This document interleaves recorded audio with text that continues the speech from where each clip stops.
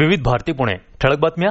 America आणि चीन यांच्यात व्यापारविषयक सहमती कराराला 10 नोव्हेंबरपर्यंत मुदतवाढ देण्यासाठी एकमत झालं आहे. त्यामुळे अमेरिकेनं चीनवर लादलेलं 145% वाढीव आयात शुल्क आणि चीननं अमेरिकेवर लादलेलं 125% वाढीव आयात शुल्क यांची अंमलबजावणी 3 महिने पुढे ढकलण्यात आली आहे.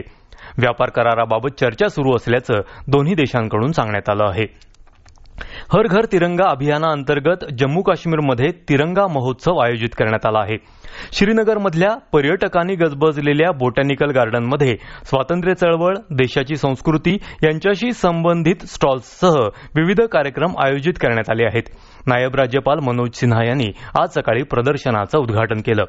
आधार ओळखपत्राच्या साहाय्यानं आर्थिक व्यवहार करताना चेहऱ्याची ओळख पटवून पैसे हस्तांतरित करण्याच्या प्रक्रियेअंतर्गत आतापर्यंत 200 कोटी रुपयांचे व्यवहार झाले असल्याचं भारतीय विशिष्ट ओळख प्राधिकरणाचे मुख्य कार्यकारी अधिकारी भुवनेश कुमार यांनी दिली. गेल्या 6 महिन्यात अशा प्रकारच्या आर्थिक व्यवहारांमध्ये दुपटीनं वाढ झाल्याचं ते म्हणाले. पालघर जिल्ह्यात डहाणू इथं नुकताच रानभाजी आणि पारंपरिक खाद्य महोत्सव आयोजित करण्यात आला होता.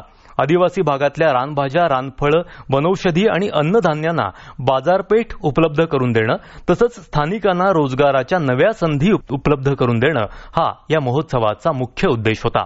शेअर बाजारात कालच्या तेजीनंतर आज गुंतवणूकदारांनी सावध पवित्रा घेतला.